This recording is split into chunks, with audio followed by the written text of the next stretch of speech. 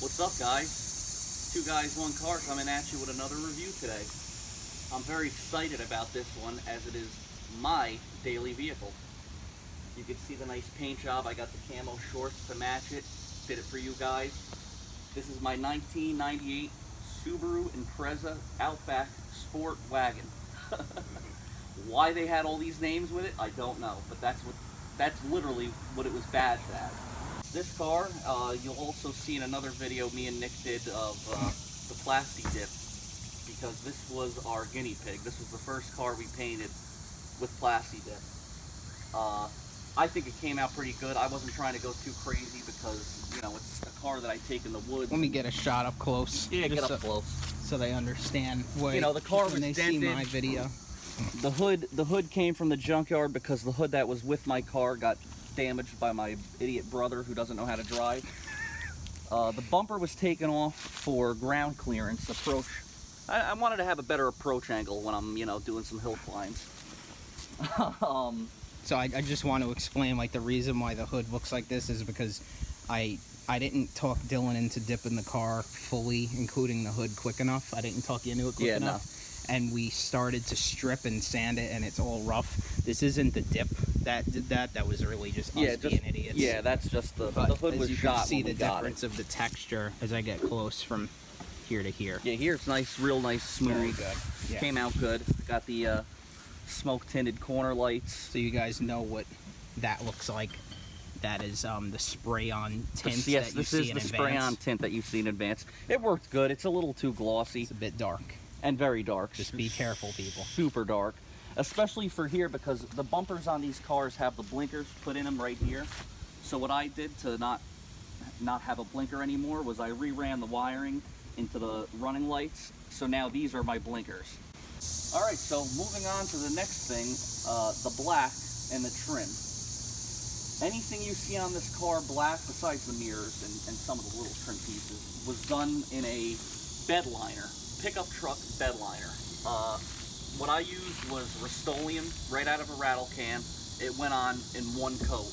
Really good stuff. The rims, the front bumper, the roof, the hood scoops and vents, all done in bed liner. I wanted to do something more durable and just give it a more of a rough look.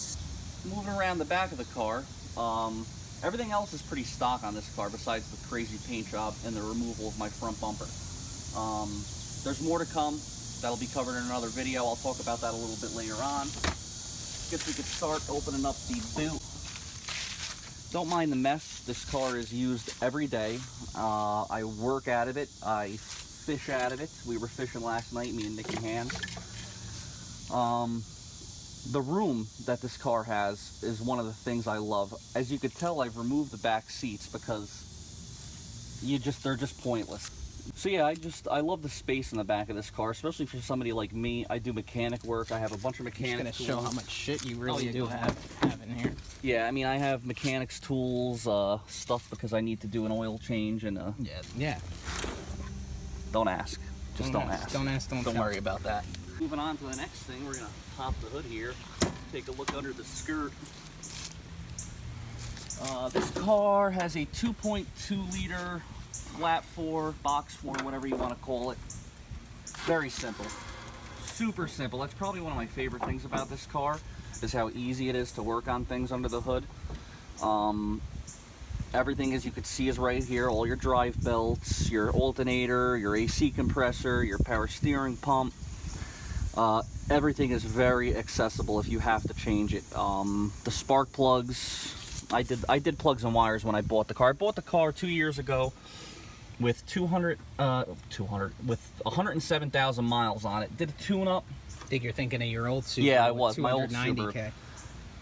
Did the radiator. That was a very random thing that went. The radiator got a crack up top and was shooting coolant everywhere.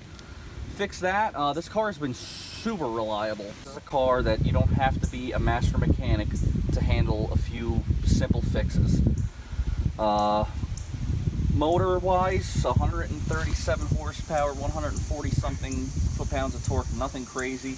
Gets out of its own way though. Yeah, and that's it. Now I think me and Nikki are gonna hop in and take her for a spin. All right, so before we take it for a spin, I just wanted to go over some of the negatives about this car before I talk about all the good stuff. The negatives are quick to go through because there's only a few of them. Rot is one of them. If you want to get over here and take a look, I did a very poor floor patch with some aluminum. There's still a hole, yeah, I didn't get that covered. But, I mean, this whole section was rotted out. Even under here, there's a plate I have. You can't see it because the trim is covering it, but there's a plate that I had to screw in there. And this car has only 138,000 miles on it, so the rot gets pretty out of hand quick, unfortunately. 18 years old, right? Yeah. What contributed to this, though, was the person that owned this before the person I bought it from was a paraplegic. He did not use his legs to drive the car, believe it or not. You can see there's a little notch cut out here. There was a whole mechanism in here where there was a handle here for the throttle and the brake. And then there was a knob. You could see the marks on the steering wheel. There was a knob so he could drive with one hand and fully turn the steering wheel.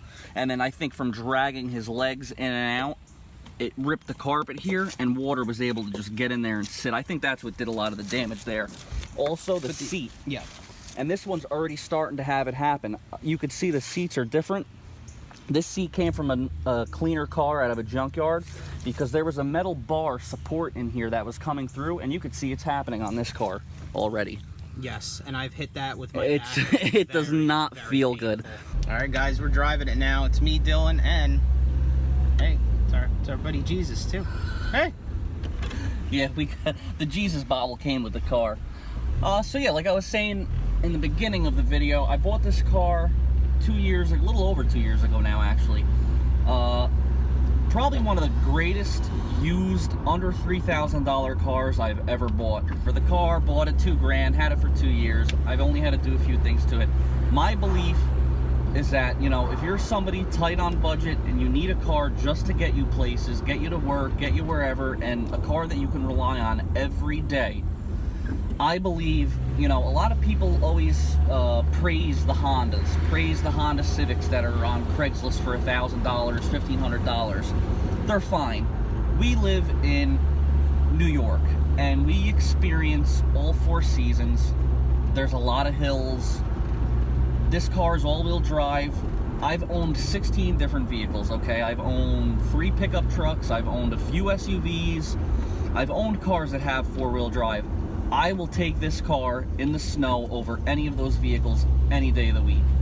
Obviously, a truck is going to be better in deep snow and, you know, more crazy conditions, but when you're talking about going and getting to the store in a snowstorm, I would take this car over anything. It handles the snow phenomenally well. Nick has experienced it. Yeah, I can attest to it. It's probably one of the best cars in the snow I've ever witnessed. We'll actually pop in a clip to show you guys that. With the snow halfway above halfway on the tire. Yeah, check this out real quick.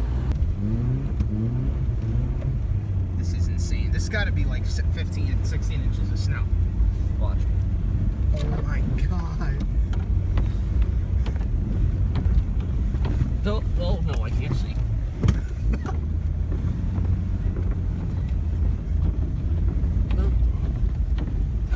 Wow. At least you got tire tracks. Yeah, belt's definitely getting a little wet, I'd say.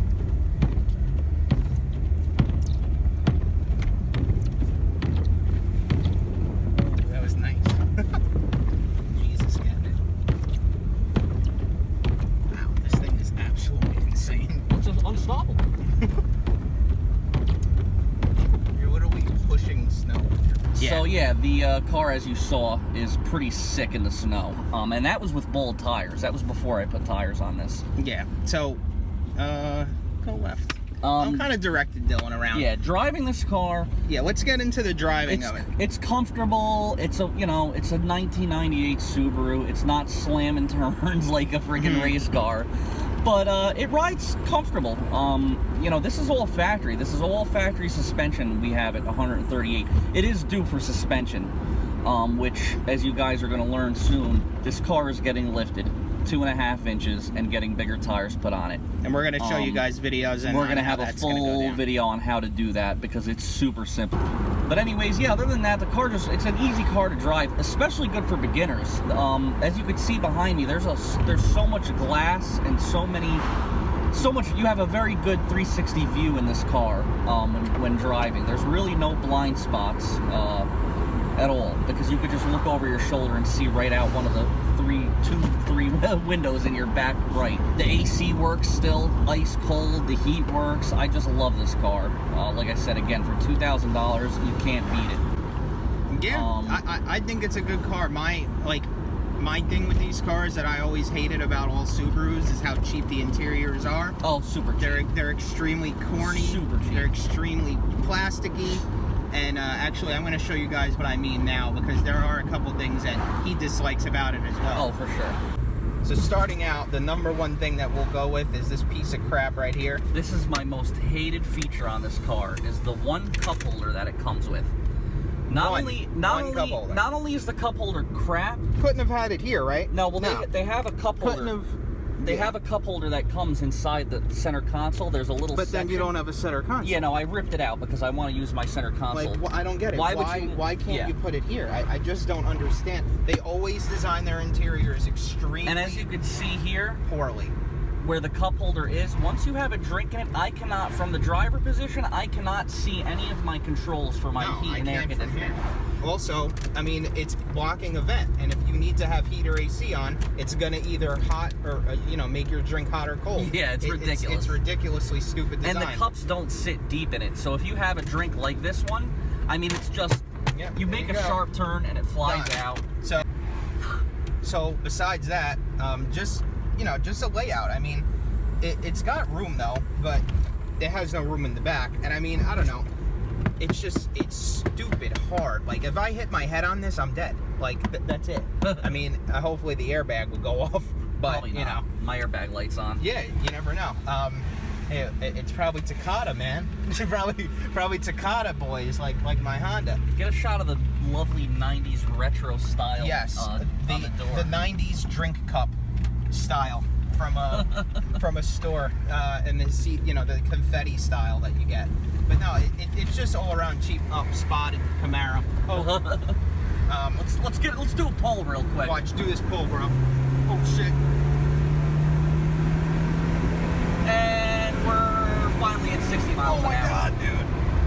Yeah, pretty slow, but and it smells like a burning catalytic converter. Oh, that's awesome, right? Alright guys, wrapping things up here in the 98 Subaru War Wagon. I own the car, I drive it every day. I drive the hell out of this car. The mileage, alright, I bought it 2 years ago at 107,000 miles. We're at 138, about to turn 139,000 miles. You drive it a lot. Yeah, he drives this car a lot. A lot, but it's reliable. So, yeah. It's easy to work on. I really, the only complaints I have are the seats with the bar sticking out, the one cup holder. Other than that, I mean, it is what it is. It's a 98 Subaru that I bought for $2,000. The interior is cheap, but it works. We'd recommend it. I would totally recommend this. So would I. So we're both in agreement recommending it. I would say if you're gonna look for anything, obviously look for rot, like with most cars that old that are Japanese. And I don't know, would you say look out for the usual Subaru stuff? Head gaskets, stuff like that? Head gaskets, timing belts? Head gaskets, not so much with the 2.2 liter, but valve covers. My valve covers leak. You got to remember, this is a flat 4. The cylinders are like this. The valves are out here. Yep. They leak. You can put brand new valve covers on it, valve cover gaskets, and in 2 months, it's going to leak a little bit. But you just want to make sure it's not excessive, because you can have it where it's dripping and getting onto the exhaust, and then you're driving and constantly smelling burning oil, and it's intoxicating. Obviously, bring all your cars to mechanics. That's recommended. But yeah, those are the things to look out for that you can look out for yourself mostly. Leaks and rot on a car like this. But yeah. Yep. Other than that, solid car, gets you where you got to go, and in any weather too. Yeah, I'd recommend it. But yeah, that's about it on this bad boy, right? Yeah, it's about it, guys. All right. Hit the like if you liked it, subscribe, and check out our Instagram. Nikki Hans just got us an Instagram going. Yes, I did. Check it out. 2 guys. I did believe it's _ 2 guys 1 car, because for some reason other people have 2 guys 1 car. I don't know why, but yeah, that's it. Check us out. Take it easy, guys.